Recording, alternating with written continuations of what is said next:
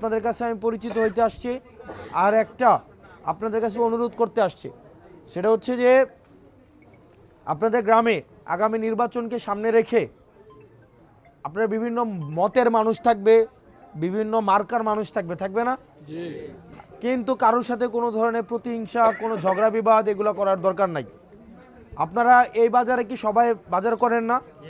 বিএনপির মানুষ, জামাতের মানুষ, এনসিপির মানুষ যারা যারা আছে এই বাজার থেকে খরচ কিনে কিনা, খরচ কিনে কিনা। এখানে মসজিদে নামাজ পড়তে আসে সব মতের মানুষ নামাজ পড়তে আসে কিনা?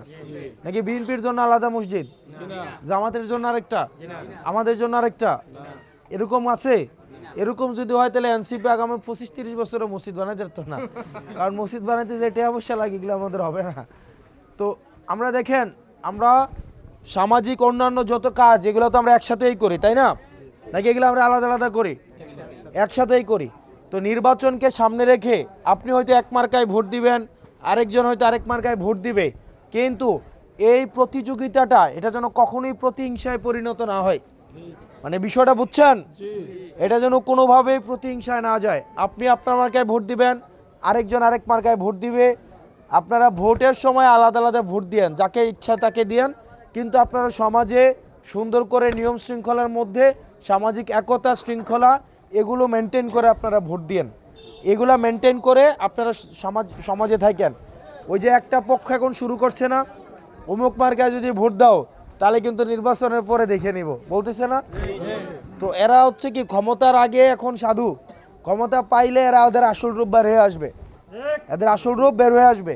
যারা ক্ষমতা না থাকলে বিনয়ী হয়, আর ক্ষমতা পাইলে যারা উদ্ভ্রান্তের মতো যারা হচ্ছে হয়ে যায়, তারা আসলে প্রকৃত ভালো মানুষ না।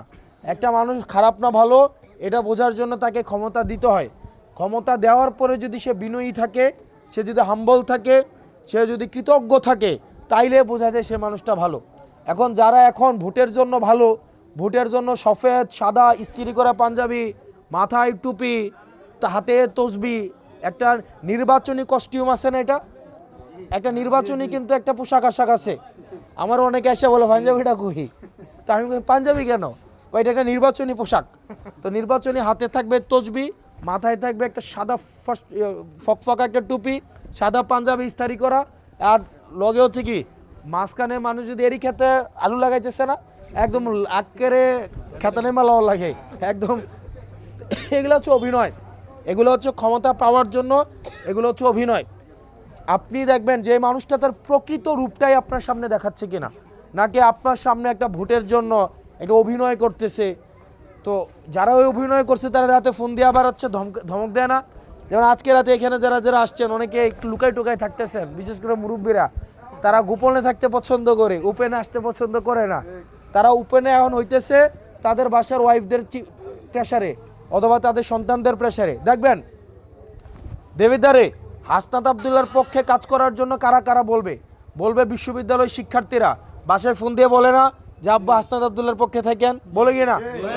প্রবাসী ভাইয়েরা, প্রবাসী রেমিটেন্স যোদ্ধা যারা আছে তারা দেখবেন ফোন দিয়ে আব্বারে ফোন দেয়, বউরে ফোন দেয়, পোলারে ফোন দেয়, তোমরা হাসনাত আবদুল্লাহর পক্ষে থাকো, বলে কি না?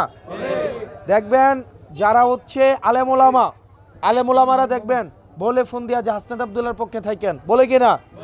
বলে না? দেখবেন যারা শিক্ষিত মানুষ, সভ্য ভদ্র, যারা সমাজে শান্তিপূর্ণভাবে থাকতে যায়, তারা দেখবেন আমার কথা বলে। আবার দেখবেন আরেকটা গ্রুপ আছে যারা এখন গুমতি নদীতে মাটি কাটা শুরু করছে না? কালকে আমার একজন কইতেছে সামনে নির্বাচন আছে, তাদের বিরুদ্ধে কথা কইও না। তো আমি কইলাম কে রে? তারা আবার সামনে নির্বাচন আছে, তো তাদের বিরুদ্ধে যদি আমি কিছু কও তারা নির্বাচনে হারাই দিব। তা আমার কথা হচ্ছে, যদি মাডিখুর টেন্ডাসবার দুর্নীতিবাজের ভোটে নির্বাচনে জিতার থেকে ভালো মানুষের ভোট পাইয়া নির্বাচনে হারা অনেক বেশি সম্মান। স্বপ্ন আশার দেবিদ্বার করতে ভোট দিন হাসনাত আবদুল্লাহকে।